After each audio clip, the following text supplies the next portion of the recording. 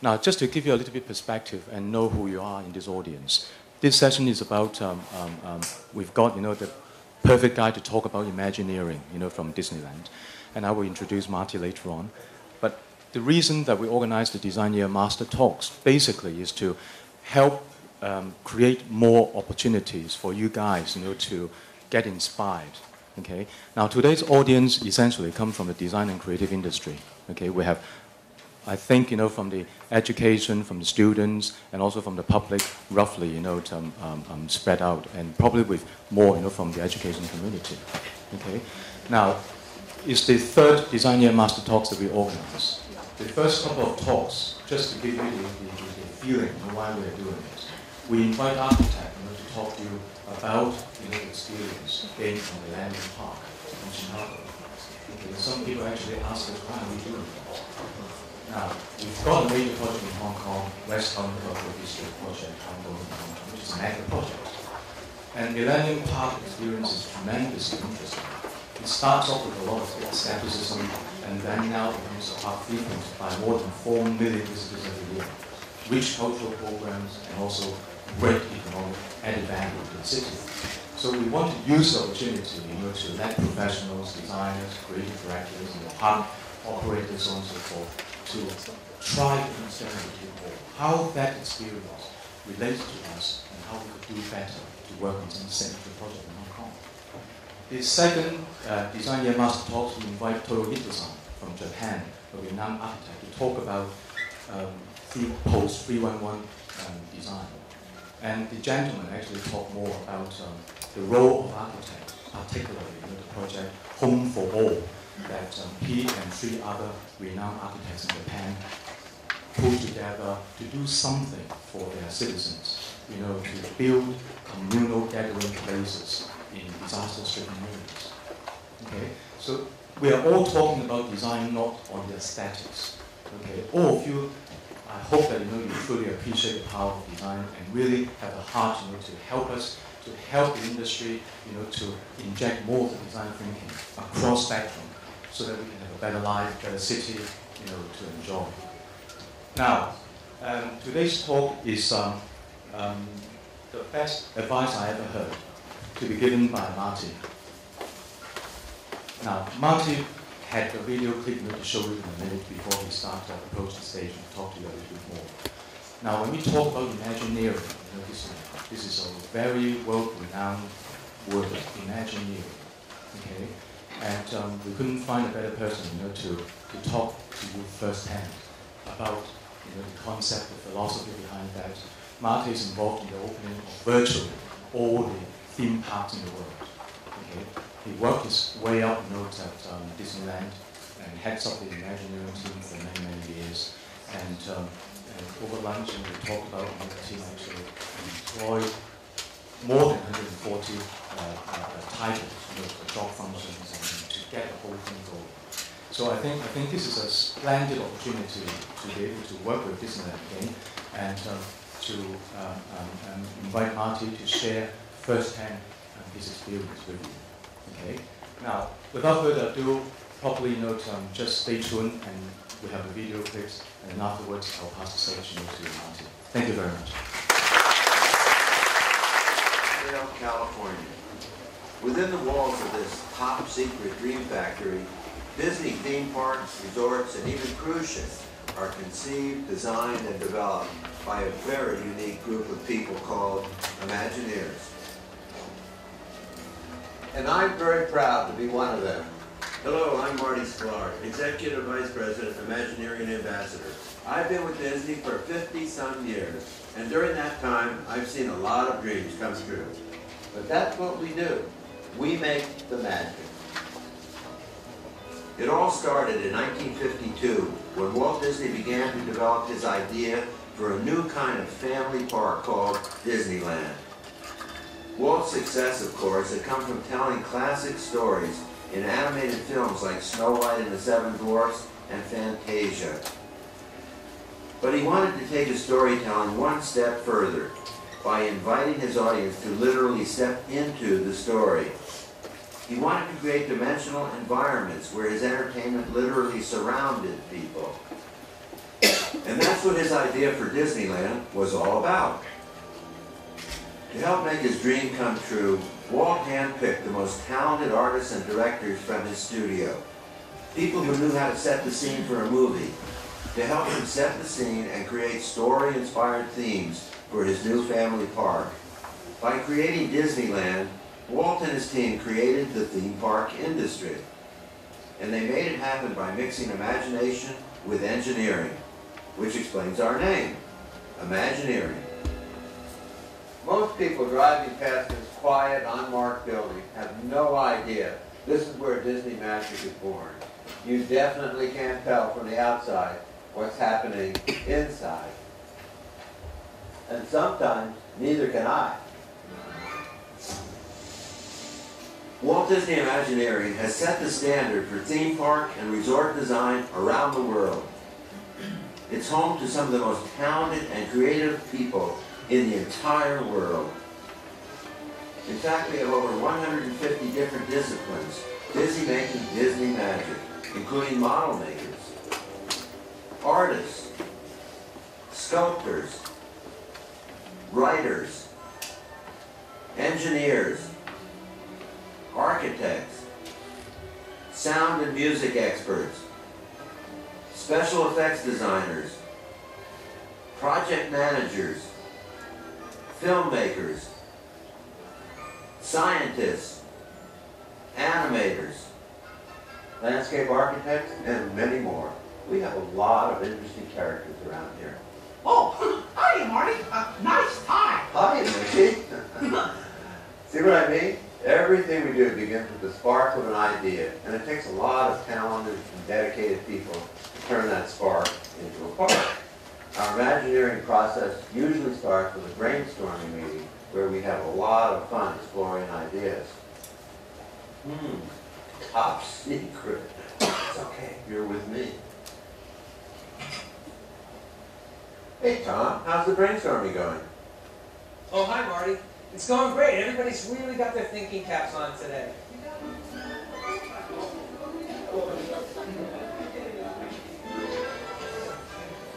Told you it was fun. From here, the Imagineers add to an idea by approaching it from their own fields of expertise. As it is further developed, the idea begins to take shape with scale models and engineering mock-ups. If the idea is for a ride, show, or attraction, we put together storyboards to help us develop the sequence and script for our story. Everything we design is inspired by the story we're trying to tell. And believe me, there's nothing more exciting than bringing that story to life.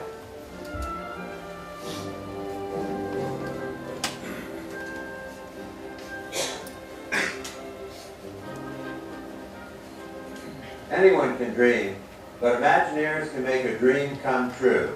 And we've been doing it for 50 years. Walt Disney Imagineering was established to help Walt Disney create Disneyland. Since then, guided by the same design principles and attention to detail established by Walt Disney, we have designed and developed 10 more theme parks, numerous resort hotels, and many other dimensional entertainment venues. In fact, with our locations now all around the world, the sun never sets on a Disney theme park. Well, I hope you enjoyed our little behind-the-scenes tour of this very special and magical place. Imagineering Disney parks and resorts is a lot of work, but it's also a lot of fun. And every day brings something new. Even after 50-some years, I never know quite what to expect around here.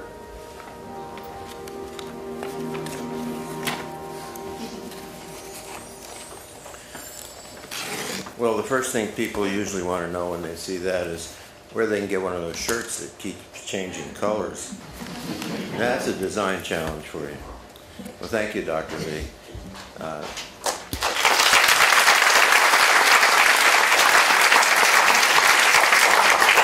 I really appreciate being here to be part of your design week. It's very exciting.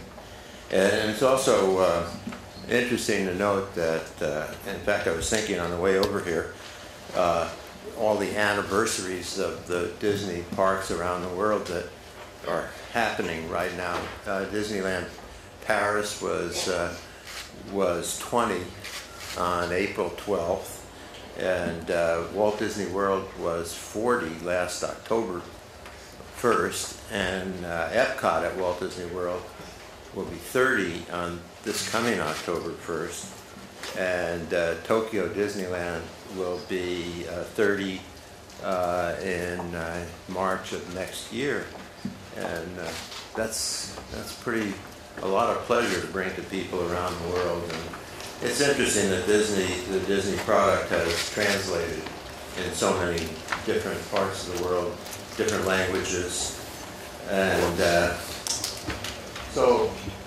what I want to talk about today is what's up here, the best advice I ever heard.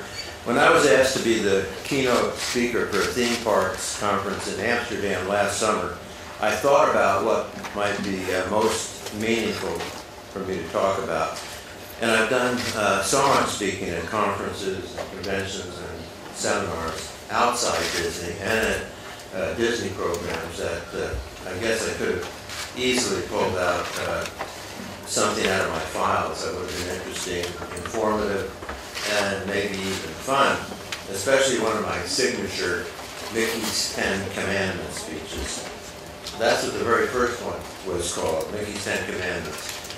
And then I discovered that I had a lot more to say, so I created a second one. The second one was called Mickey's 10 More Commandments, and I added the theme, the Leader's Bible.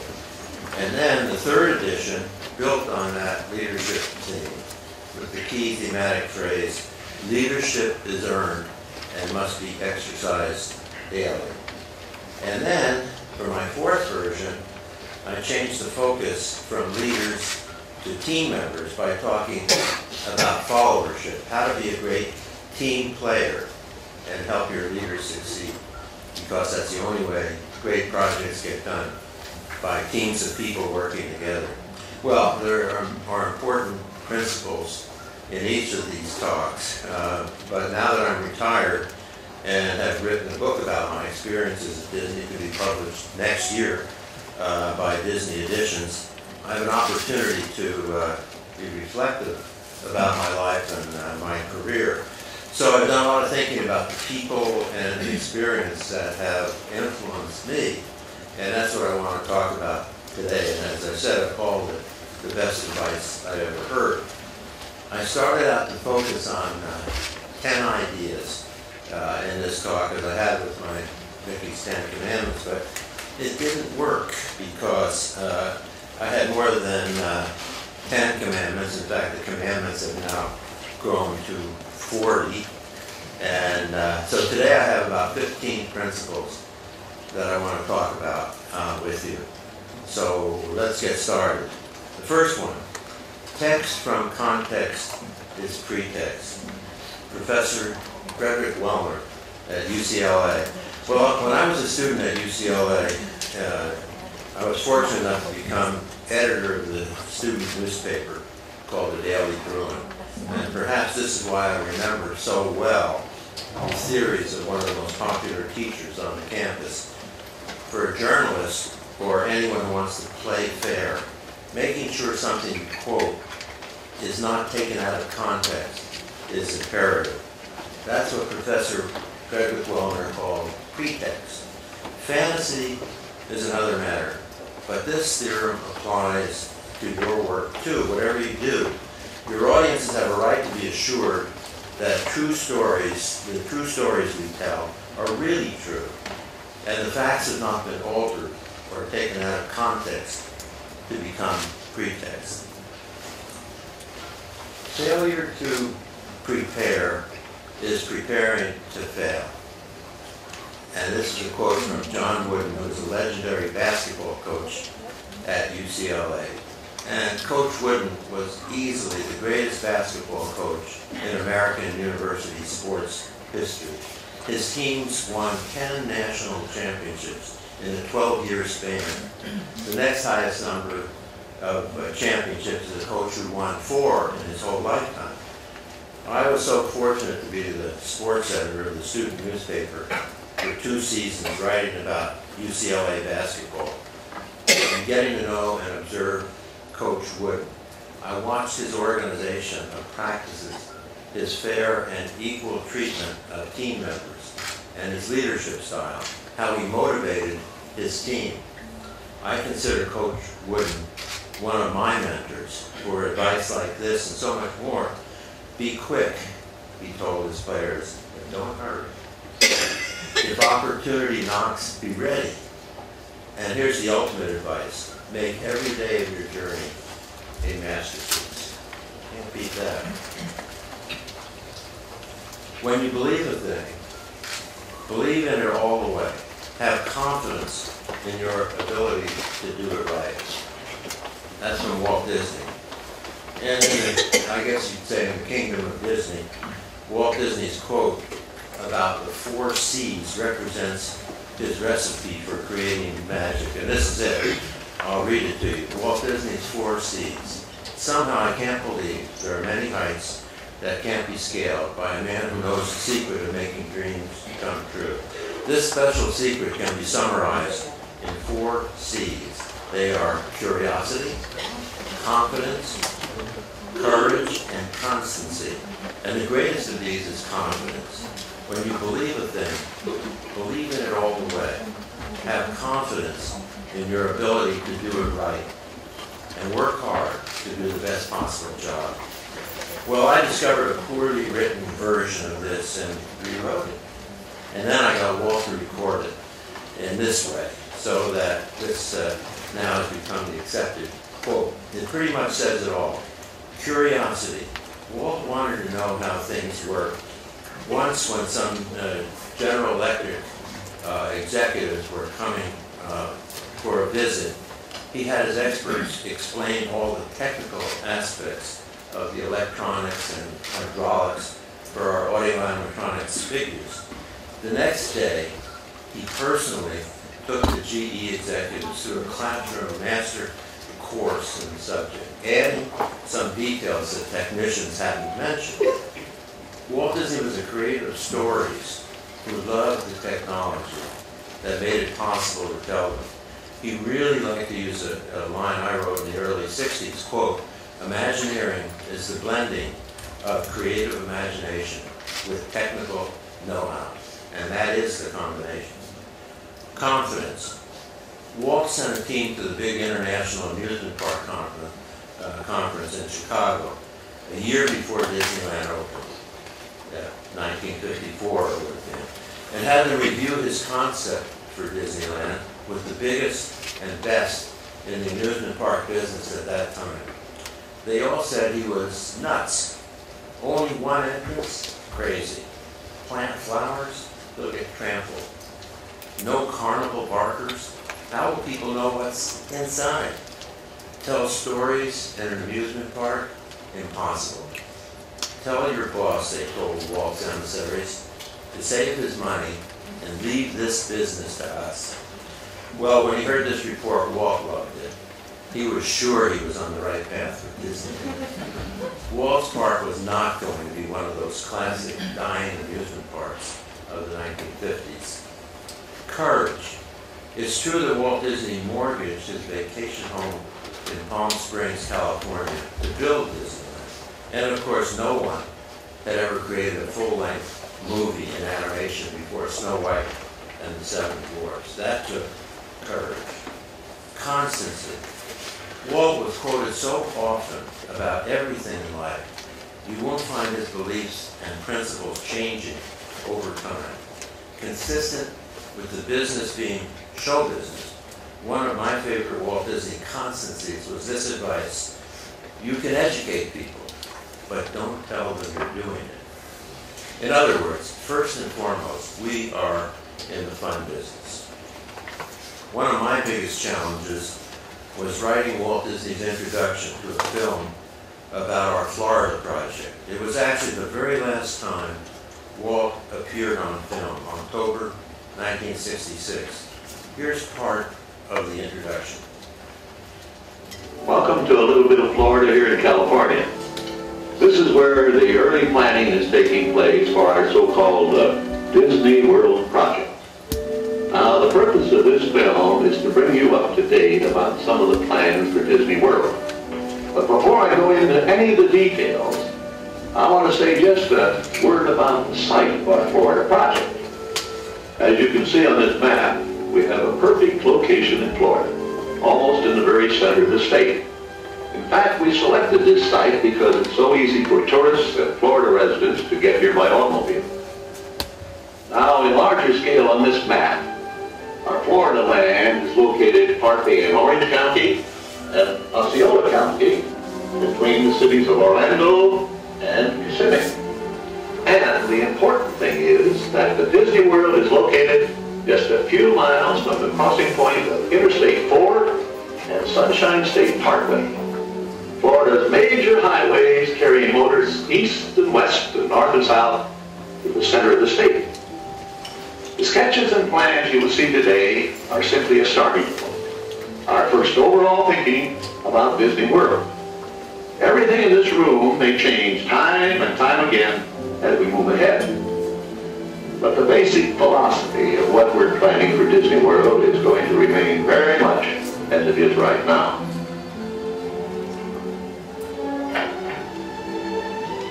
We know what our goals are. We know what we hope to accomplish. And believe me, it's the most exciting and challenging assignment we've ever tackled at Walt Disney Productions.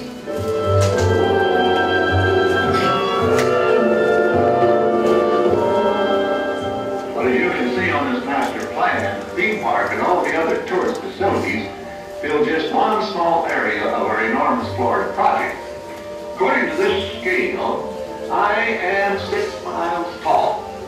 Now it's 12 miles from here up to here, and the whole area encompasses 27,400 acres.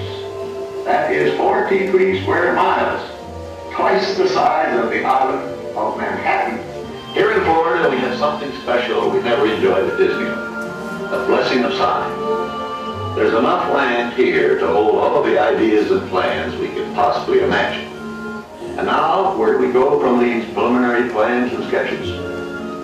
Well, a project like this is so vast in scope that no one company alone can make it a reality.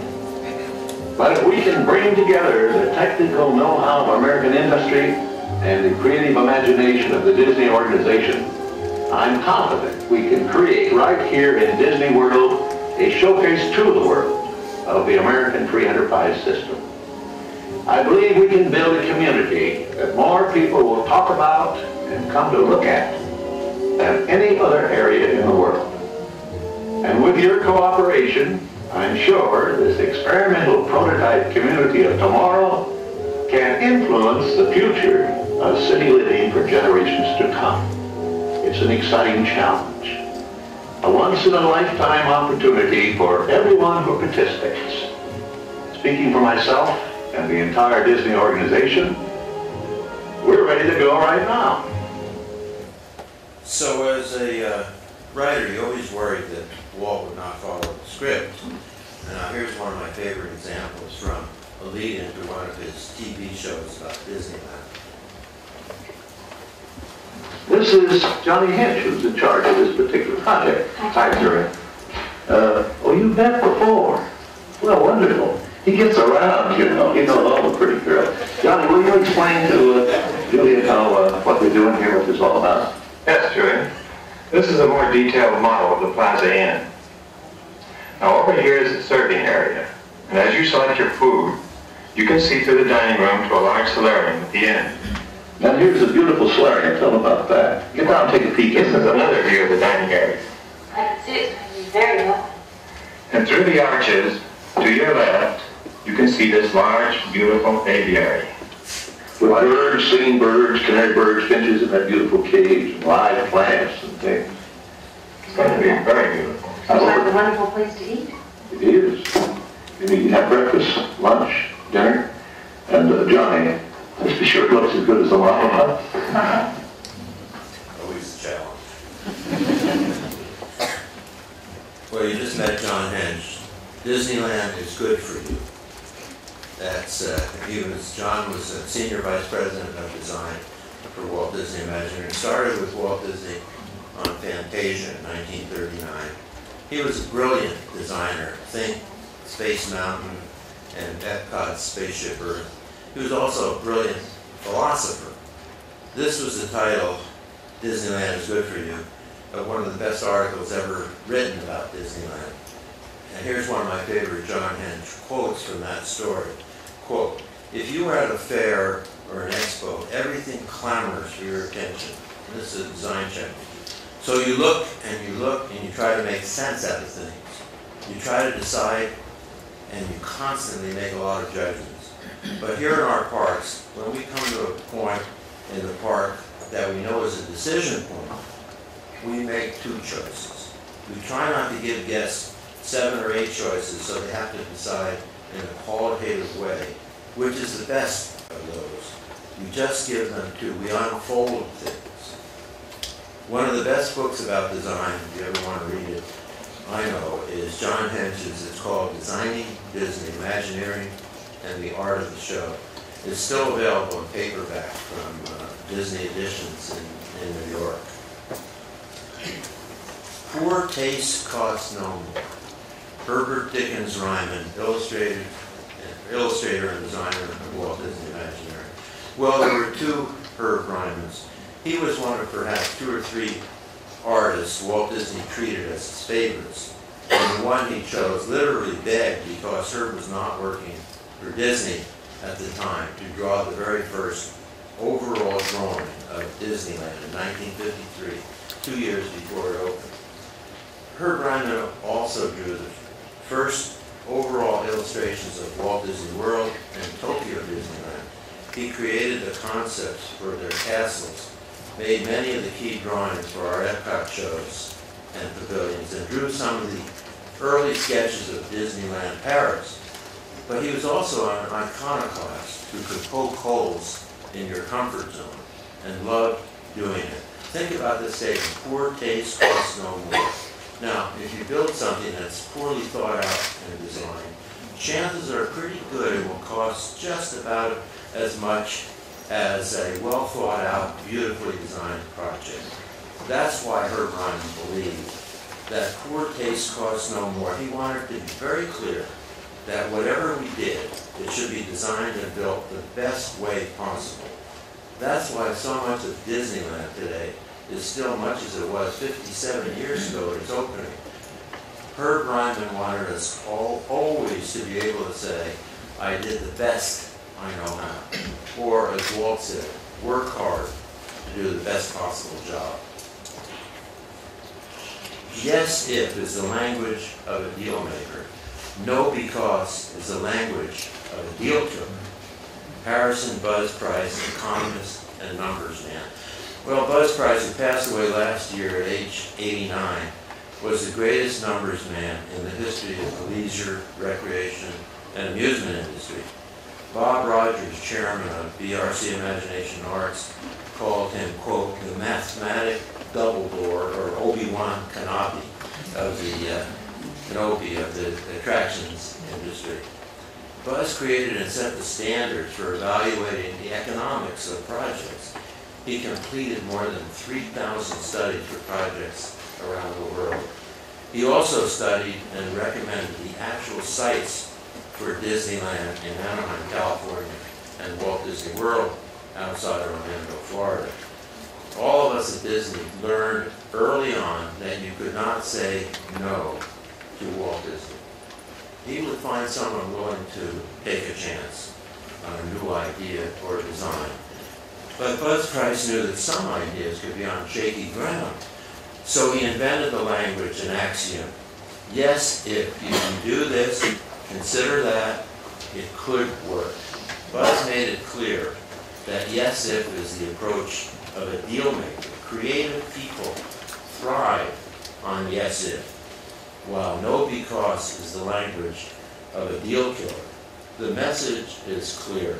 Try to find a way, a yes, if, to make a project viable. Practice always works because it knows no theory. Bob Gurr, designer extraordinary. Well, Bob Gurr was one of the greatest designers in the history of the attractions industry. First with the Imagineers when he designed, as he said, anything that moved at Disneyland. Main Street vehicles, Autopia cars, submarines, bobsleds, monorail trains. And then for Universal, he designed the great King Kong, all 30 feet tall and 13,700 pounds of him.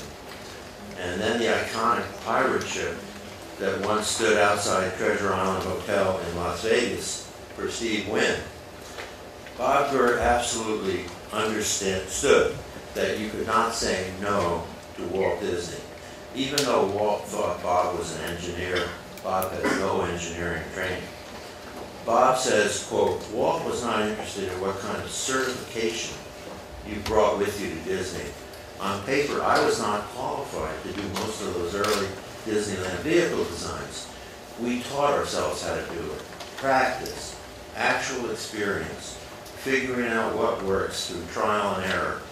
Those methods proved more important than any theory.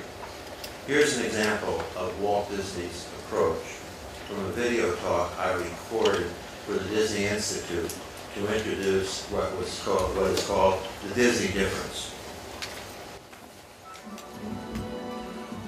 Jose, wake up. It's showtime. Hello, I'm Marty Sklar, Executive Vice President, Walt Disney Parks and Resorts, and Imagineering Ambassador. Consider this. Nearly a decade after the opening of Disneyland, Walt was still working to achieve perfection in the 1963 opening of our first audio animatronics attraction, the Enchanted Tiki Room. There was an experimental bird even in this, which Walt was unsatisfied with it. He wanted the bird to breathe. And I said, people are not going to get this.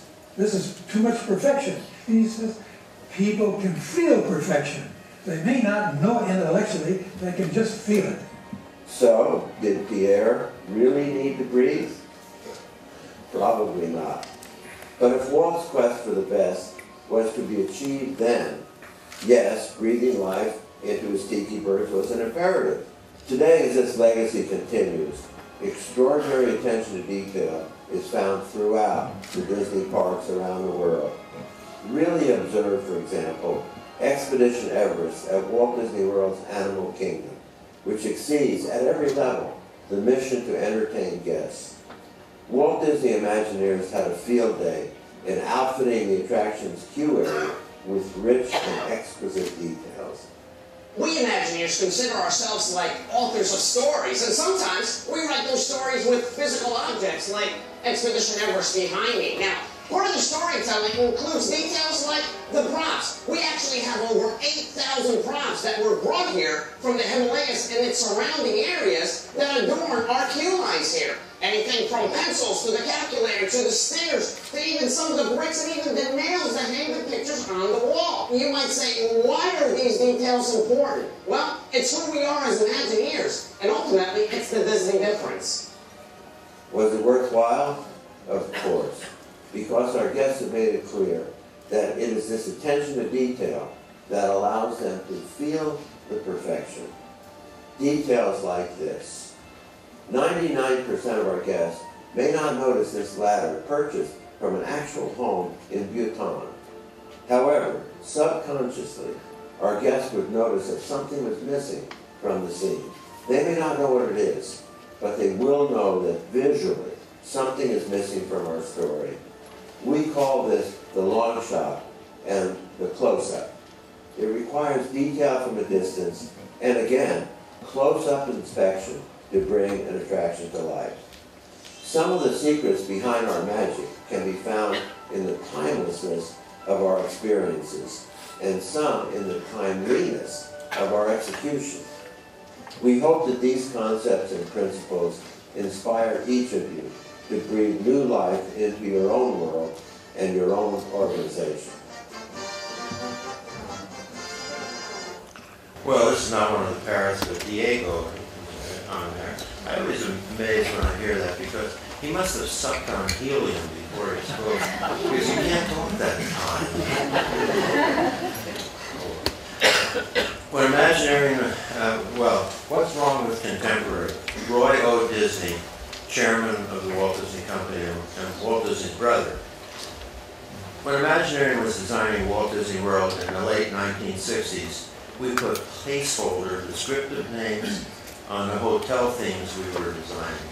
Originally, there were 5 concepts: Asian, Venetian, Persian, Polynesian, and contemporary. Only the last 2 were built. But John Hench and I regarded the name contemporary to be no name at all. It just suggested modern and up-to-date, in keeping with the hotel, which would have a monorail train running through the center, which it does. So we created a new name and a beautiful graphics package for a modern hotel on the shores of Bay Lake. We called it Tempo Bay and presented it to Disney Chairman Roy O. Disney. He listened very politely, looked at our wonderful graphics, and replied, "What's wrong with contemporary?" Well, nothing, I guess, now that the 690-room contemporary resort at Walt Disney World is 40 years old and is still one of the most popular hotels in the world. The message, I guess, is keep it simple, stupid. Tell me a story. Don Hewitt, creator and executive producer of 60 Minutes on CBS television in the United States. Don Hewitt was one of the people who shaped our knowledge of the world in America in the second half of the 20th century. He was the creator and executive producer of the television program that was #1 or #2 in viewers for several decades when he retired. He was interviewed when he retired on his own program and was asked what his direction was to all the great newsmen and newswomen he worked with. "My inspiration was the Bible," Hewitt said. Now think about it. The Bible is full of stories that have endured for centuries. So I told our reporters 4 little words: tell me the story. Well, I'm proud to say that Don Hewitt was a great friend of our Epcot project at Walt Disney World. He came to the opening with the former mayor of New York City, Robert Wagner, and one of his reporters, Walter Cronkite. Here's what Walter Cronkite wrote about Epcot, quote, "The universality of Disney carries on after his death and continues in projects he put on the drawing board before he died. Epcot in Florida is a case in point, bringing together representatives of international industry, international commerce, and the governments of other countries in a permanent World's Fair. It perpetuates that theme of his, that we are indeed one people." You can go to a museum and see stuff. The great museums show you stuff, but tell you a story. This is Shaiki Weinberg, the founding director of the United States Holocaust Museum, Holocaust Memorial Museum in Washington, D.C. Well, I first met Shaiki Weinberg in Tel Aviv, Israel, in 1980 when we were designing a proposed pavilion for the state of Israel for Epcot. Shaiki was the creator of one of the world's great museums, the Museum of the Jewish Diaspora, focusing on the dispersion of Jews to locations around the world, from Palestine and later Israel. I can still see the exquisite scale models of amazing Jewish synagogues, places of worship, that existed in Europe before Hitler's Nazis destroyed many of them. Inspired by the models, we later visited a beautiful synagogue that still stands in Florence, Italy. The interesting thing about Shaiki Weinberg is that he was a theater man by background and thought like one. He saw the museum as a tool for telling a story, not just for showing authentic artifacts. Yet he knew the value of authentic artifacts to help tell these stories. He made the architects redesign the Holocaust Museum in Washington so he could have an authentic railroad boxcar to show how Jews and other minorities were transported to the concentration camps. And if you visit the Holocaust Museum, you'll never forget the room full of 4,000 Jews, all that remained of a Jewish community in Poland. I was so fortunate to become a friend of Shaiki Weinberg. He gave my wife and me a personal tour of the Holocaust Museum, and we met and exchanged ideas many times. He was a master storyteller. Never change a winning game, always change a losing game. Rod Laver, Grand Slam tennis champ. Well, here's one for you tennis players.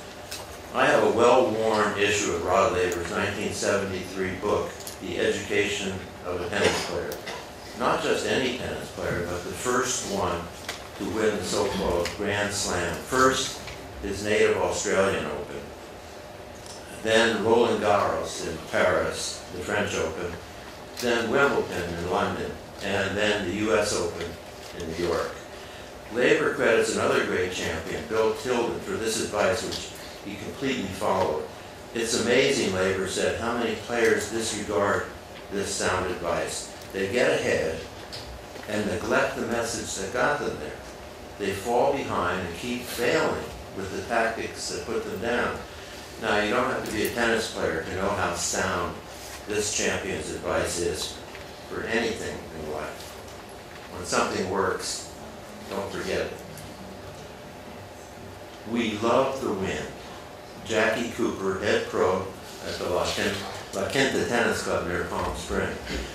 Well, you can tell what I love to do for exercise.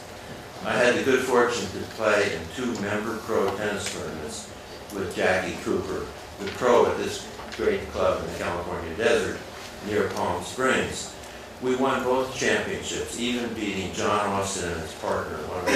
Now, John, by the way, won a Wimbledon mixed doubles title with his sister, Tracy Austin, a 2-time United States Open women's champion. When we played John Austin and his partner, the wind was blowing so hard that you could hardly keep a hat on your head. As we walked on the court, I asked my professional partner for instructions, expecting him to say, "Just get the hell out of my way." Well, all he said to me was 4 words: "We love the wind." In other words, conditions are what they are. They are the same for the guys or gals on the other side of the net. If they want to worry about it, let them. But for you and me, Jackie said, we love the wind. Your serve, Marty. Life is full of strong breezes. Sometimes the wind blows in strange directions. You can't change it, so learn to live with the conditions that come your way. Many times you can make even the worst obstacles work for you. You can always change your plan, but only if you have a plan. Randy Pausch, professor at Carnegie Mellon University. Randy Pausch became one of the best-known academics in America in 2008 when he was dying of terminal cancer. A computer sciences professor at Carnegie Mellon University, Dr. Pausch made sure his last lecture, which he called Really Achieving Your Childhood Dreams, was not about dying, it was about overcoming obstacles. It was about seizing every moment. It was about living. I'm a big believer, Randy said, in to-do lists. In his last lecture to his students, which is one of the things he said, which was later shown on television and became a book by that name, lists help us break life into small steps, Randy advised. Have a plan. Break it into small steps. Take one step at a time. Count me in. Despite his fatal illness, Randy Pausch lived his life and his teaching career to the fullest. We were very proud that Randy wore a shirt with an Imagineering logo when he gave his last lecture.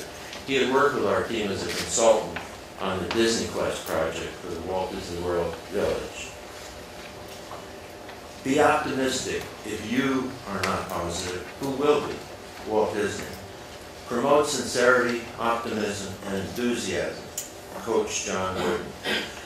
Well, these 2 icons of their field never met as far as I know, but they spoke the same language. Leaders lead by example. They create a climate of trust in an organization. They make sure their own voice is not the only one they're listening to. They support risk-taking. They make sure you understand your role. Everyone has a job to do. And they share the joy of success. They know they did not do it by themselves. As John Hench taught me, it's not an I business, it's a we business, shaped and created by many hands, but it starts with a leader's optimism and enthusiasm, always a key foundation to build on. At the end of the day, Frank Wells, president of the Walt Disney Company, 1984 to 94, it's also the end of my speech. Frank Wells was Michael Eisner's executive partner for 10 years in the running of the Walt Disney Company. Frank was the president and chief operating officer. This metaphor made a big impression on me. It was a metaphor for how he wanted us to leave a meeting with a decision, with agreement on the next steps. It was the way he wanted to conclude negotiations with another company. Make the deal or don't make the deal, but walk away knowing that at the end of the day, you had given it your best shot, brought all the resources you need to the table. One morning when I was on vacation, Frank called me. "What are you doing, Marty?" he said. "Well, Frank, I'm in my bathing suit looking out at the Pacific Ocean. In fact, Frank, there's a dolphin swimming past right now." Well, Frank pretended not to hear me. He said, "How would you like to come to New York?" And I said, "Great, I'll be back from vacation next Monday." He says, "I need you for a meeting tomorrow morning," the voice on the telephone said. "But Frank," I told him, "my wife and I are going to the Hollywood Bowl tonight with some friends." "Okay," Frank replied, "but let your friends drive so they can take Leah, my wife, home. I'll have you picked up at intermission and get you to the airport in time to catch the midnight flight to New York." Well, of course, you know what the outcome was. I took the red-eye flight to New York from Los Angeles at midnight, arriving in New York just before 7 a.m. A driver met me and took me 10 minutes away to a waiting helicopter, which flew me to New Jersey, where another car met me and drove me to a nearby hotel. By 8 a.m., I had showered and shaved and was in Frank Wells' suite for a continental breakfast and my instructions. By 10 a.m., we were in a meeting with the president of AT&T, and Frank called on me for the concept and design information he wanted conveyed from the horse's mouth, so to speak, from the creative leader of Imagineering to the president of AT&T. By 11:30, I was out the door, and the process was reversed. Limousine to helicopter, helicopter back to New York, driver to the airport, a 1 p.m. flight back to Los Angeles, and then another limousine to another helicopter which flew me 90 kilometers to Orange County, where another driver met me and drove me to my vacation hideaway on the beach, looking out at the Pacific Ocean, where I arrived at 6:30 p.m., exactly 21 hours since I left the Hollywood Bowl, and about 30 hours since Frank Wells first telephoned me about my new travel plans. Well, at the end of the day, we made the deal. And I had to admit it, Frank did need me to be there and say my piece to put the deal over the top. At the end of the day, believe me, it was a very long day. Well, I hope you enjoyed this little trip along my own memory lane, listening to the best advice I ever heard. There's another one that I really appreciated, that I used to have a conference room where we pin up quotes from different people, and there was a wonderful one from George Lucas. We were having a debate about some show issue in Star Tours, our simulator show of the Star Wars stories. And somebody said, "There's too many cliches." And George said, "Don't avoid the cliches. They're cliches because they work." My own best advice to you is keep your eyes and ears open to all the great talents you meet along the way as you travel through your own life and career. And take notes. You can never tell when someone might ask you to make a keynote speech about your own experiences. If they do ask, remember to enjoy it and have fun, as I have. Because in our business, if you're not having fun in the fun business, you're in the wrong business. Thank you very much.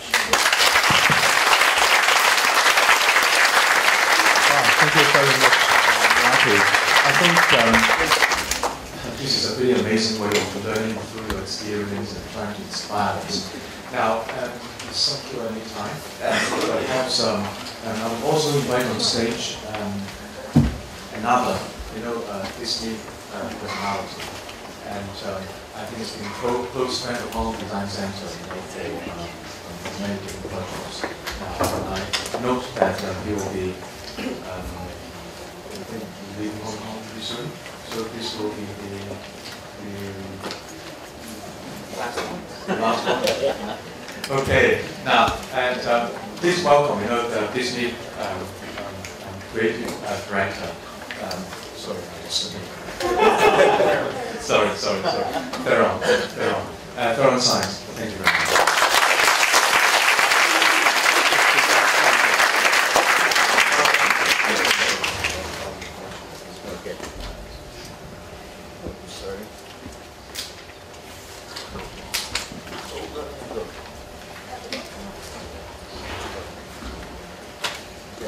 Helps moderate the sessions, and we can warm up a little bit, and then we welcome with Sharon's going to get all the hard way.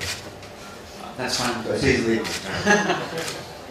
Well, first, thank you very much, Dr. Lee, for having us. It's always exciting to talk about what you love.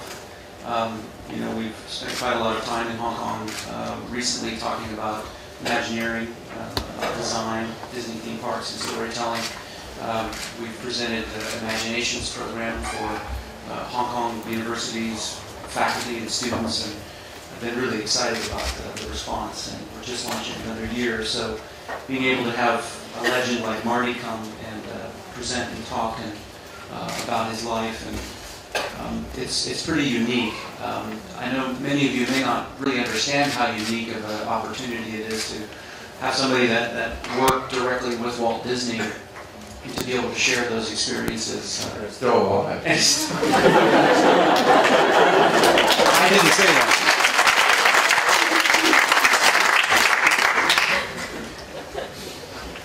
Well, there's obviously some pretty big differences between the way that we create and culturally the way that we approach problem solving and education. And I know that we've spent a lot of time talking about those kinds of ideals. Perhaps you could elaborate a little bit about on Hong Kong Design Year and the approaches that are what's really happening in Hong Kong. The sort of renaissance, if you will, of creativity and design. Yeah, it's kind of interesting because at the beginning, the opening remark, I said that we invite previously to our talks architects to talk about the cityscape, planning, the landing park, the design for society type projects, and then we have Marty talking about the history, the insights and experience of the whole Imagineering concept and philosophy. I think that's pretty much we wanted to do something during this Hong Kong Design Year, particularly. Everybody knows that we're going to have a new government very soon, right? So when the existing stage, when the government, as one of the 6 economic developments area identified for development, I think the government is very supportive of what we do. And so this is a golden opportunity that we must all capture, okay?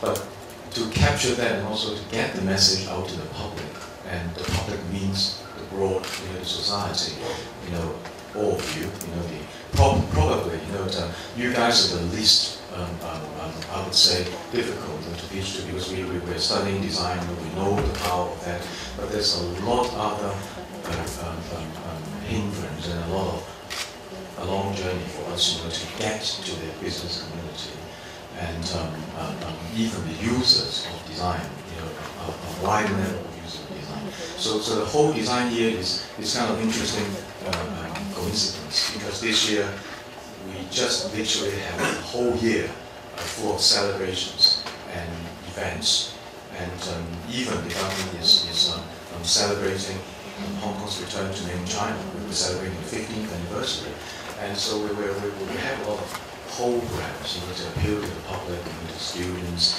We're throwing in the World Design Summer Camp in July, and we just literally seen 50 students came back from study visit to Milan and Milan Fair. So we're spicing up the whole year with a lot of different things, a lot of different you know, maybe a session like this that we can share, learn, think about, you know, some of the quotes that Martin shared with us, and how that relates to our everyday life, and what we do, our environment, the living place. And I think it's great to be break away, you know, from work sometimes and just listen and the messages, of course. So I think that's kind of like this spirit. But in fact, one thing I'd like to learn more, you know, from the Walt Disney Imagineering is, and I said it, we are all converted, but how can we preach, you know, to the broader community, you know, to the people who thought or think that design is, well, I can get someone to do it, you know, strategic use of design. How can we actually spread the message, you know, and tell a story and do the business? Yeah, if you think about it, what in your life is not touched by some kind of design? And certainly we hope by good design, because it makes a big difference in our lives. But I think most people don't even think about how something reaches a commercial sale, almost anything you can name. But it isn't very well known. I know there's an organization in Southern California, for example, that publishes a report every year that emphasizes how much of the economy is influenced by art and design. It's quite staggering when you see the numbers, but we don't often put those numbers around it. We just assume, you know, and most people don't really understand that it takes somebody sitting down at a drawing board or a computer screen to create an idea that maybe years later becomes a product that they enjoy in their home. It's a communication job, it really is. I see that in talking to students and teachers in Hong Kong, the excitement that I see on some students' faces when they realize that design, as they have understood it, is really a much bigger world. It's beyond fashion, it's beyond watch design or architecture or bridge design, that there's this gigantic world of design that's available. And when you have companies and senior leaders from international companies that come and present and kind of open up these possibilities, it really seems that people start to get excited about how big an industry design really is and how many aspects of our lives are touched by design. Yeah, Dr. Lee and I were talking earlier, just had the same experience, and probably a lot of you out there, when you said to your parents you want to be an artist, you want to be a designer, and they said, well, you'll never make a living doing that. And, you know, it's prevalent around the world that people think that way if they haven't been involved in and seen how much artists influence so much, designers influence so much that happens in our world. And I know it's a communication job, but we started an art program in Los Angeles, in Southern California, and the first thing I did, I had to bring the parents of these young people as a weekend program to help them learn how to be better artists, better, to draw better. And the first attempt was bring their parents into Imagineering and saying, there are 400 people in this building making their living as designers and artists and model makers and architects, and every one of them is someone who is influencing products, and it's influencing stories, or they're influencing the way people enjoy themselves. And it took a couple of years before we finally started convincing people that they could trust us when with their young people in high schools in Southern California, to let them bring out their talent. Interesting, because I see the audience and there are students here. Can we just have a quick show of hands and students? How many of you, find yourself in kind of like a struggle? You have to, explain to your parents or relatives, the kind of things that you're learning and training to be a designer? Ever face any challenges or problems? Yeah, I see some hands.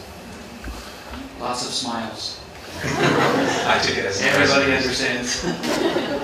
Well, interesting. A few days ago, I was at a dinner, with Patrick Woodrow, the UK lighting designer, involved with a lot of stage setting and big shows, rock stars, including the latest, Lady Gaga, concert things in Hong Kong.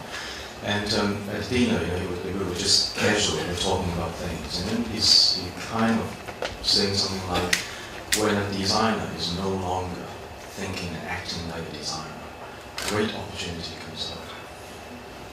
Yeah, when a designer thinks and acts more than a designer, then lots of business opportunity, project opportunity comes out. Now, funny enough, I was late for the dinner, so never be late, because it took me quite some time to get connected with some of the talking points before. But then I realized that this guy is amazing. I thought, because we also have a Counsel General in the audience, and then this guy was literally just talking diplomacy. A designer, literally talking diplomacy. And I thought, what the heck, am I in the wrong place at the wrong dinner? But it's so resourceful. Obviously, it's world-renowned. All the big shows around the world is involved in advising, light setting, and everything. And his knowledge and his skill set, and basically, it's just resourceful. Okay, and so suddenly, I thought about Design Center, because we are design promotion agency, we do a lot of design education thing, preaching to the business community, business leaders, and it sometimes still lacks some common language. So experience and how to get through it. Yeah, I think a lot of times we do things that don't seem to be part of the design process, but when you're selling an idea, that's part of the design process too.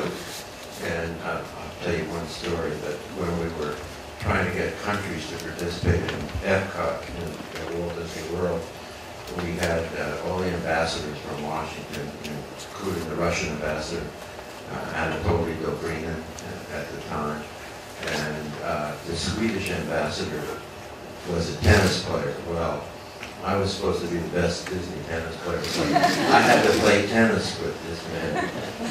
And the match went to 6-all, and we played a tiebreaker. And the tiebreaker went to 6-6. And the next point came up, and I said, do I win this point? Do I just throw it and hopefully they'll sign a contract? And I finally decided, even though I could have won, I decided, no, I can't do this, because he'll be mad and we'll never see him again. So I figured when he went back to Sweden, he probably told everybody he beat John McEnroe and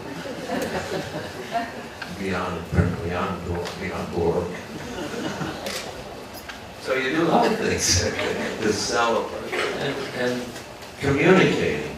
I think designers are great communicators, because it's the only way you can sell your idea. You have to be able to, whether it's in a drawing, whether it's verbally, you have to be able to be a salesman for your ideas, because you're in competition.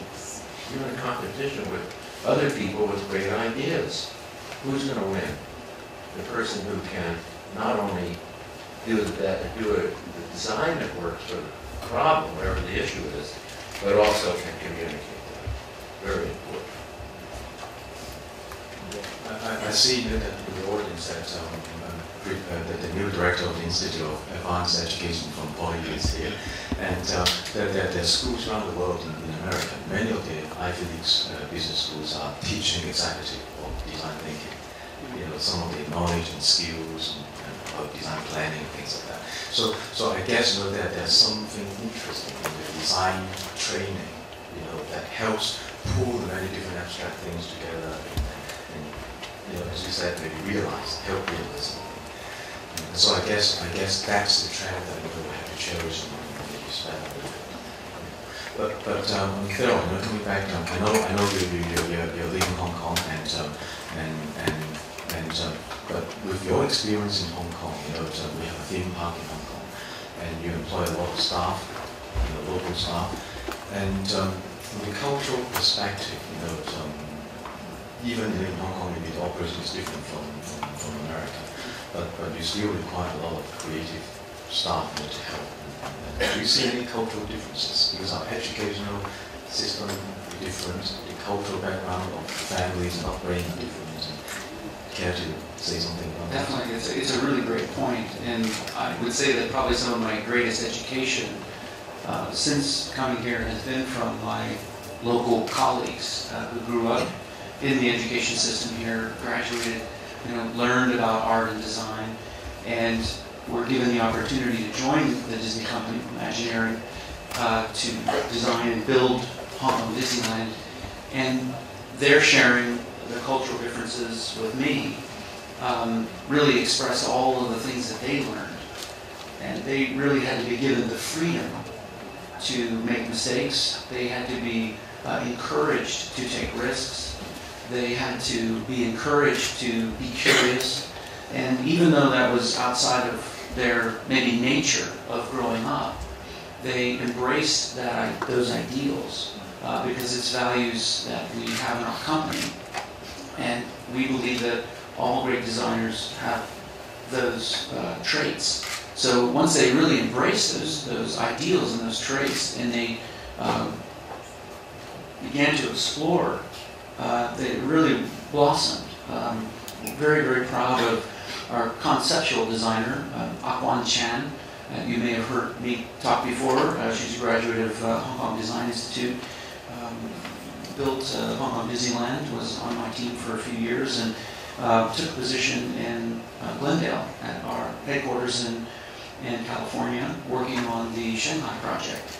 So we always try to talk about her because it's such a fantastic success story that she would be taken from our team to the U.S. to use the expertise that she has, the cultural expertise, and blend it with the design sense to, create venues in our Shanghai park, and then eventually she'll move there and work on building them. So it does happen. It can happen. With all of the work and interest that the Walt Disney Company has in this part of the world, and all of the expansion that's coming, one of the things that we've always talked about is the need for local talent on our teams, because when we tell the stories that we tell, they have to be relevant to the audience in which we're telling them. Well, I think that's a really good point. I think companies around the world are really interested in Chinese designers because exactly what Theron said, that you have to understand the culture you're going into. Otherwise, you can make a lot of mistakes. But the other thing I wanted to mention was Theron mentioned risk-taking. When I was first learning to write things for Walt Disney, I found a little book that was called Words to Live By. And in that book were a lot of famous people who wrote one page with one message for people. And Walt Disney's was called Take a Chance. Take a Chance. And it was about a boy in a Midwest town Midwest America, where Walt Disney grew up, that kind of town. And he always wanted to play in a band, a marching band. And but he didn't play an instrument. But one day there was a parade, and he decided to get a trombone and march in the parade.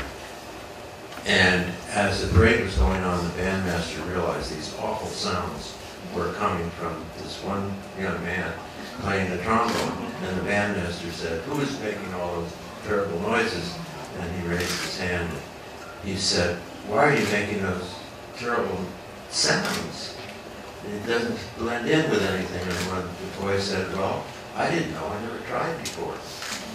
I never tried to play before." And Walt's message was, "I hope I never get too old to march in the parade and take a chance." And, that's, I think, the way people make the big moves, the big steps in anything in life is by risk-taking, taking a chance, raising your hand when everybody else is keeping it down. So maybe that's a good lead into the questions. We'll find out Who's willing to raise their hands? Marty and I can talk infinitely here, so I think I need you to start thinking about any things and raise your hands. I see a hand. You got your microphone, this one. I'm sorry, I'll let the one talk first and then and I'm Figure from Yale College, and I want to ask that because you guys and your teams work in California, the headquarters of Imagineering, and how can you guys jump on the train to think about more things that can fill into the Disneyland without Mickey Mouse or Donald Duck, and how can you put in the new things in the park and build it up more improved? Just to repeat your question, I believe you're asking how can we continue to build things, design things in our our parks, maybe not just Hong Kong Disneyland, but all of our parks, but have those ideas not just focus on characters. Is that right? Yes. Well, the first thing is about great stories. Stories are the foundation for everything we do, and without a great story, we don't do it. And and the characters are part of the stories, and they all came out of stories. So that's a foundation.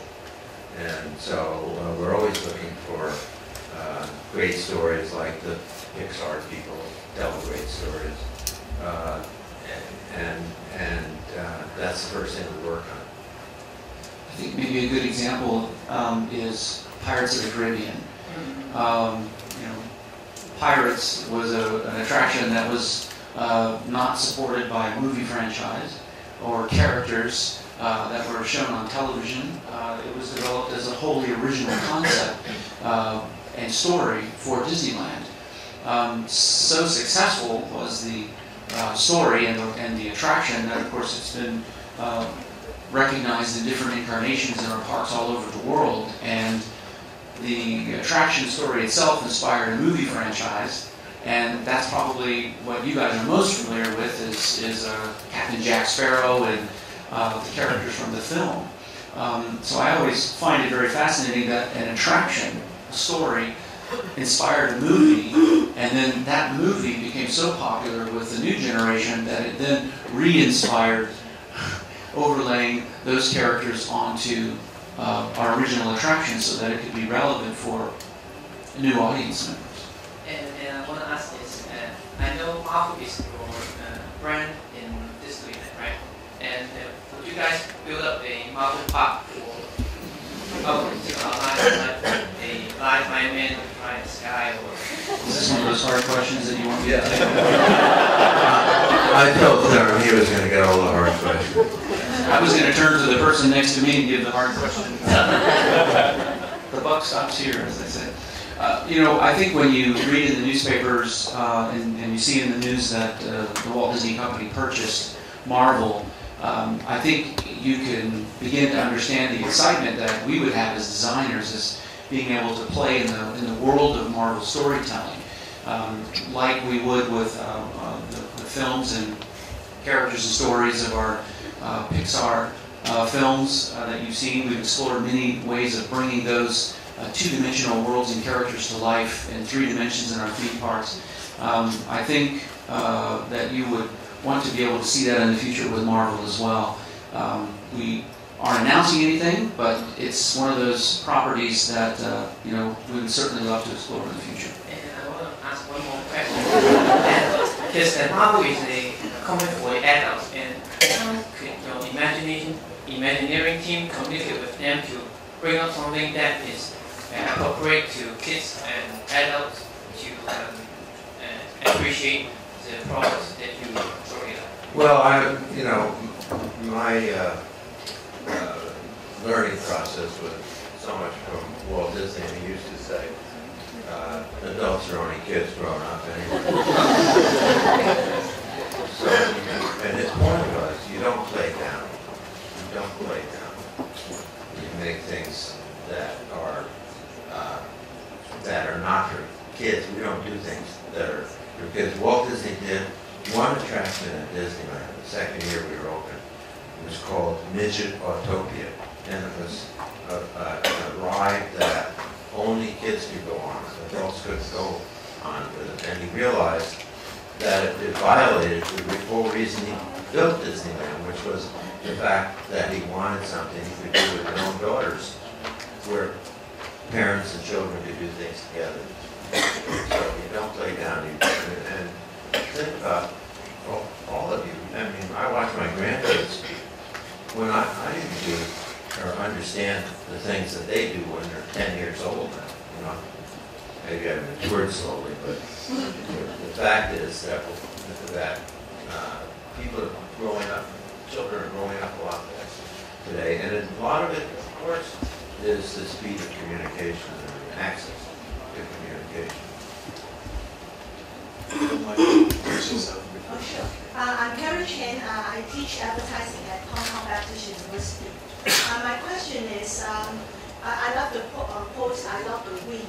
So Hong Kong, the Disney park obviously have the limitation of space. So how did you solve the problem? Or do you make things smaller here, or how did you cope with this limitation?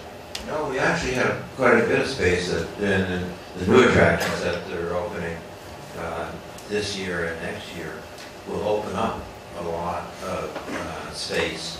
So I don't think space was a limitation. The budget was a limitation.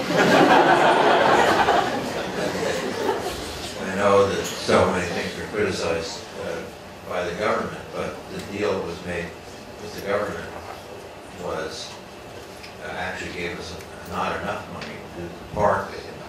Now there's so much expansion, the Toy Story attraction, It's a Small World came out 3 or 4 years ago, and the new attraction center, which is a very big area that is going to expand the park, more room for people, and it will make a big difference. Just to follow on, if you didn't know, Walt Disney Imagineering is responsible for all of the property worldwide for the Disney parks and resorts. So every resort, every theme park in the world that is a Disney park, our teams manage the property. So we really know where we're going to expand, how much land we have to expand, you know, what particular part we're going to expand next, and we maintain that really literally 10 years or more in the future.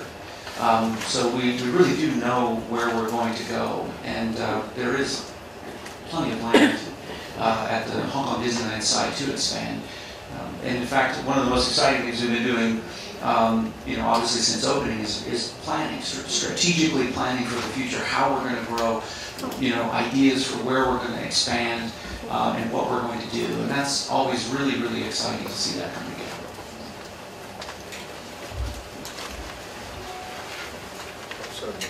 So, you have the mic so when you talk. Okay, thank you. Hi, my name is Andrew Hogan. I'm from Head of Strategy at the advertising agency called DUB. Part of my job is encouraging creativity, and I love the 4 C's that we're talking about. I think to some degree you can teach constancy, you can teach confidence, but the hardest thing is teaching curiosity. And is that something? How exactly do you guys encourage curiosity? You know, most really good designers that I've worked with want to know about everything. And when they travel, they always go to museums, or they hear about something new. They go to.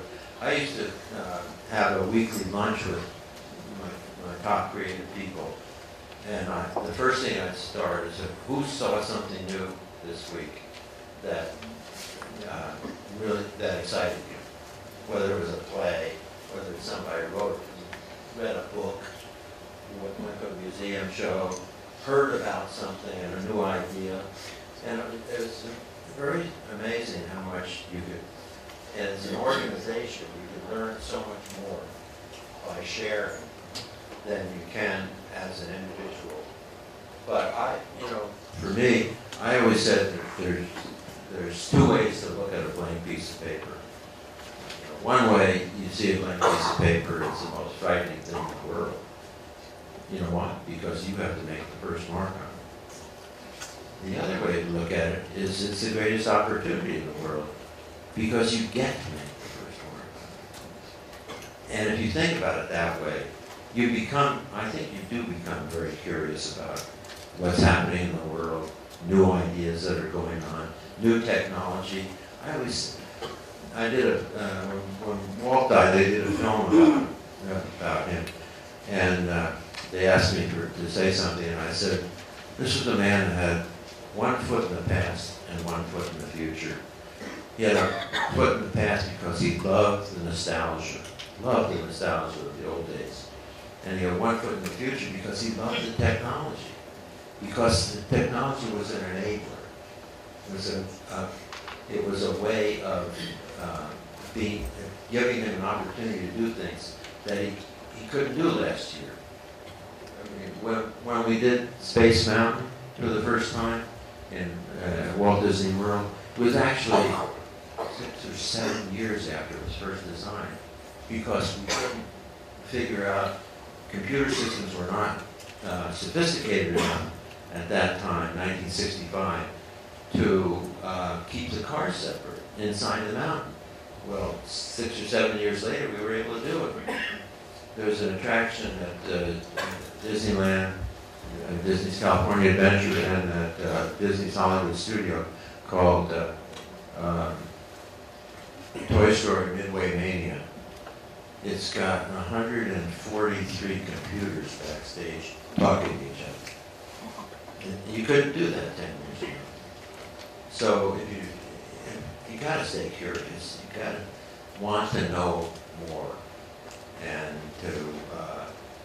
if you are, I think you'll be a much better designer, because you'll be in touch with things that are going on that you wouldn't have thought about if you hadn't been here.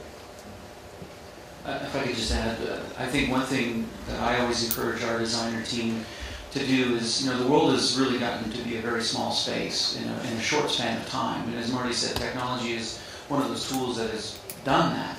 And what I find by talking with most design professionals, no matter what field they're in, most design professionals stay in touch with the field. If they're designing automobiles, if they're an ad agency, if they're a marketing, rep or some kind of design professional graphics, they're in tune with that industry. They research magazines. They know who's who in that particular world. Well, that's curiosity. I always try to encourage people to be curious beyond your own discipline. Be interested in things that don't necessarily drive the type of design discipline that you're in. Research electronics, look at architecture, be inspired by a great play or a movie or books or take a visit to the country and be inspired. Those types of exercises really keep your mind open to new things and don't get you locked in. Yeah, that little piece of Walt Disney introducing the Plaza Inn with John Hinch.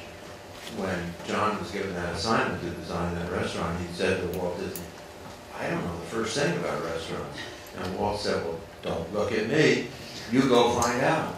And John took a course in restaurant design, not restaurant design, but in restaurant management at UCLA. First thing, and he became an expert at what went behind the scenes in the restaurant. So even before he started the design, he understood what the need was for the chefs and the people running the restaurant. And it was the only way he could design what he designed. Well, we have a question right up front. On the front row. Oh, there was one other thing. One time, same man, John Hinch, I think he was working on Fantasia, and he said to Walt Disney, Walt, I think all the male dancers are gay. And Walt said, how do you know that? And John said, well, I really don't. And so the Bolshoi Ballet was in Los Angeles at the time, and Walt arranged for John to spend 2 weeks backstage. And he came back and he said, I've never seen more athletic people. He says, I didn't meet one gay person He said they're just athletic and wonderful performers. Perception is, you know, sometimes we don't get the story right. Okay. Thank you. Thanks to Dr. Lee for the announcement just now. My name is Tommy Shea from 40U's Institute of Advanced Education. I have a question. Basically, lots of us, including myself, has been inspired or educated without knowing it by Disney's story and quality design over so many years. So here's a question facing by a lot of companies. So my quick question would be, how does Disney will be able to continue to maintain or manage such a culture for quality design and also innovation in your company? Well, I'll start with the first piece about education. One of my favorite quotes from Walt Disney was, you can educate people, but don't tell them you're doing it. Not in our business. If you're in the fun business, you don't want to say this is good for you. This is education. And it's about fun, but you sneak in all the other things. And when we were designing EPCON, which was about information, about energy, about food, about transportation, about so many things like that, I said to people, there's no way you can tell the whole story here about any of these subjects. We only have half an hour, whatever it was. I said, what you can do is do turn-ons. Get people to want to know more. You can excite them about it. Then they'll want to go out and find it. Of course, it was a little difficult with some of our management. My boss, Card Walker, or E. Card Walker, was the chairman of the company. When I told him we were going to in this land facility, we were going to grow food. Actually, we have a wonderful area that grows food from around the world. And he said, well, how are you going to entertain people if you're growing food? And I said, Card, it's going to be very exciting. We'll be watching lettuce grow. He wasn't excited about that. But if you go to Walt Disney World now, take that boat called Listen to the Land. It's one of the most exciting adventures, experiences you will have. In fact, we do a walking tour through the whole area because it's so exciting. By the way, one of the things, I'm not answering the question, but when we did the mock-up of the whole area, we did about a third of the whole ride, and people at the University of Arizona were working with us, and when we were all through, we were all excited about it. They said, oh, okay, where do we put the bees to pollinate all the food? And I said to the director, Carl Hodges, I said, Carl, we have real people coming through here. You don't use bees to pollinate. He said, how are we going to pollinate all this? And I said, you know what? We're in show business. We're the story people. You're the expert. You tell me how you're going to pollinate. They actually hand pollinate every thing that's growing in that whole area. And it doesn't take them long. It takes them 5 hours a week or something like that. What was the question? Great story. Just you keep it going. I think that the other thing that's really important is how do you continue to encourage a culture of creativity. And one of the things that, especially in our organization here, is very different from other organizations in Hong Kong. I constantly talking to our human resources team about the way that we communicate within my team, and because we don't have a structure that's like this, we have a structure that's like this. It's very lateral. I could pick up the phone and call the CEO today on my mobile, and talk to our creative leaders. And that kind of access and communication and free flow of information is really, really critical. As Marty said, there's over 140, 150 different disciplines within our organization, and many of those disciplines, if you laid them all out on a sheet of paper, you would realize that in the outside world, some of those disciplines are at odds with each other. but we all work together to build something that at the end of the day becomes quite magical. So that level of communication and being able to talk outside of your own discipline with a singular focus, the only way that I think that could really happen is in a place where that kind of communication is really encouraged. Yeah, I think it's what one of my mentors, John Hens, told me almost the first day I was at Imagineering. I had it in my talk. It's not an I business, it's a we business.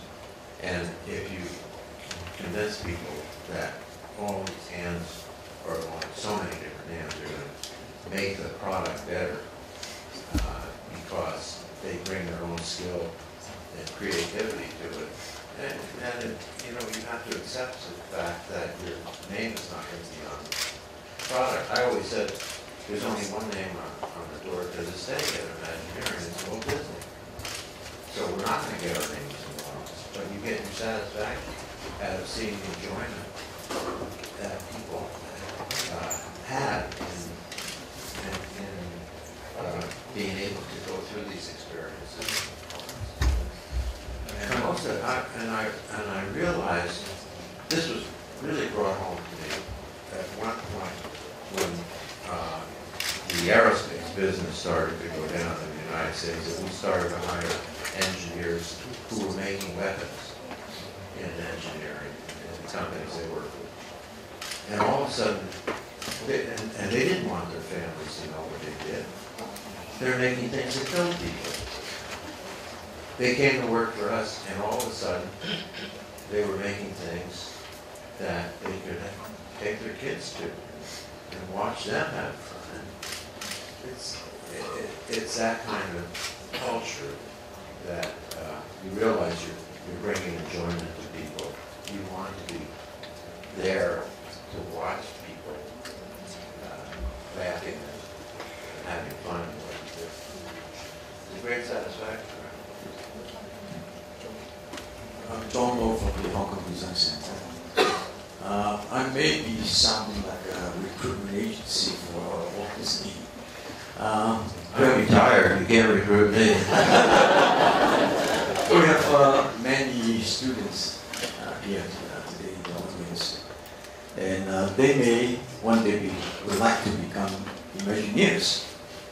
Now, what are the major characteristics that you are looking for in a good Imagineer? What are you looking for when you hire somebody? John is asking for students here. I think you've heard a lot today, and certainly in the past when we've talked about requirements and things, and I think we really simplify it. We were looking for people who are passionate. That's definitely the word I was going to use. How do you find that? You know, you don't know that right away. But sometimes you do. The Imaginations program that you have here, you find out a lot about the participants. That's right. The thing about passion, that it really excels people beyond their own level of experience or skill. In anything that you pursue, design especially, you're figuring out problems. You're sorting through issues. And good design solves problems and moves business forward, right? So there's bound to be times, no matter what you decide to do in your design career, where you're going to encounter some real challenges. And it's going to be late nights, and it's going to be top ramen noodles for dinner, and you're not going to see your family. The thing that drives you through that is passion. It's not skill, although that contributes, and it's not necessarily experience. And I can guarantee you it's not the money that you're going to be making. It's passion.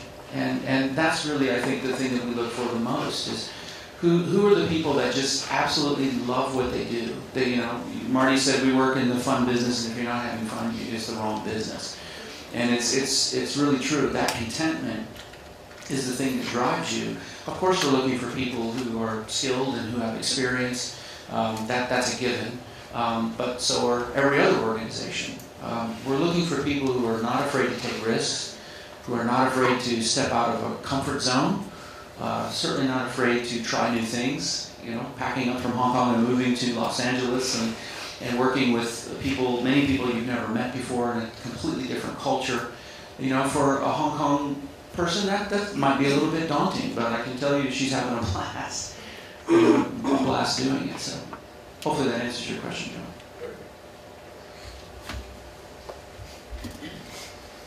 Something maybe related to the economy. If we're looking for the most of the Disney themes around the world, concentrate in maybe, let's say, the economy, good situation countries, but not in some other countries.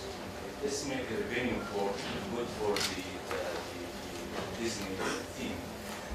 My suggestion, actually, because we're talking about innovation and the future, why not Disney think that a mobile theme for the Disney, going for really for the needy people, for example, in Africa or in other country, so you can share those people.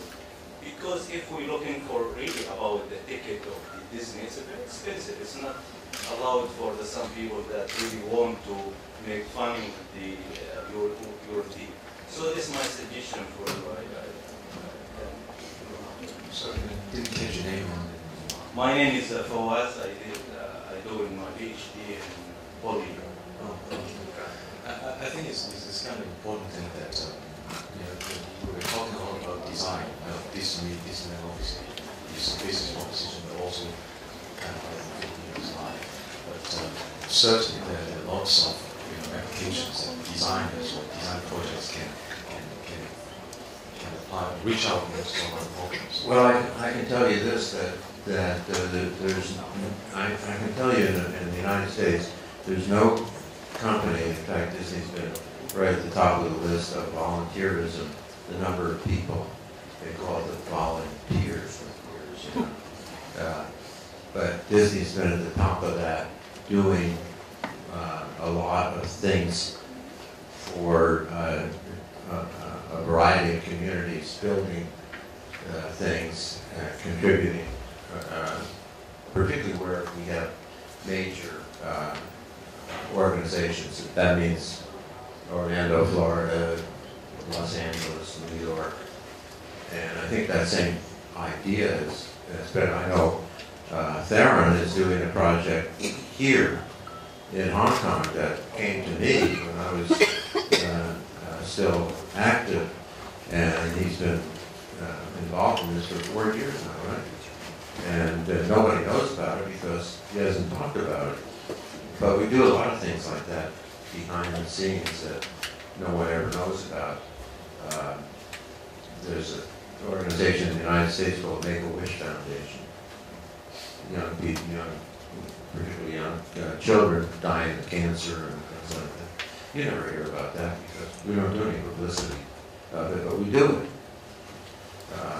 I know the cruise lines, for example, Carl Holtz, who runs the Disney Cruise Lines, he was in a boys club when he was growing up.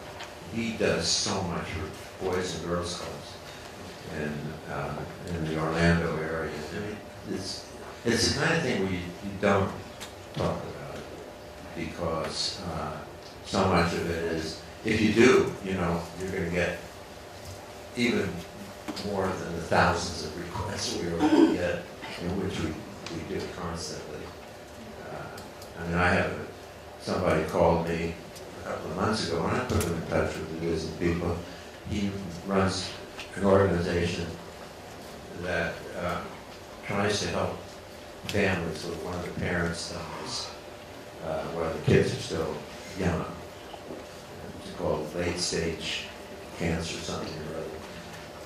And these people do such great work, and so many Disney people are involved in it. Talking really quite a bit. I think maybe just to follow on a little bit with what Marty said, engaging our community is a really critical part of the Walt Disney Company's outreach. Just building something, a business in a particular community, and then making money off of that community and never contributing back is not what we're about. I think from the very beginning, Walt really led by example. I mean, contributing to Cal Arts and giving back to the community, creating programs, and reaching out. I know locally here, we've been involved with Habitat for Humanity many different NGOs that really go right into the homes of people and really attend to those people right where they need to be attended to. It's one thing to be in the themed amusement business and in the business of making people have fun, but at the end of the day, it's a business. Our business, like others, is populated with people, and people have needs. So it's really a part of our corporate citizenship to really encourage volunteerism. One of the things I know on our team that we've tried to do recently is to volunteer by using our expertise in a unique way. For example, we last year reached out to Yakin School in Shengshui and was able to go there and paint murals with the kids and talk about creativity and we donated computers and those kind of things. That I think is important because it's not just helping, it's not just being in your community and making a difference, but it's engaging with the community. Not showing up with a bucket of paint, improving, but really talking with your community and engaging them, showing them that it's fun to be creative. It's helpful in those ways. So I hope that answers your question. Yeah, it's a great satisfaction too. I did a project which was all done at our lunch hour. The lobby of Children's Hospital in Los Angeles. We designed the whole thing and contributed all our time to it. And people just wanted to do it.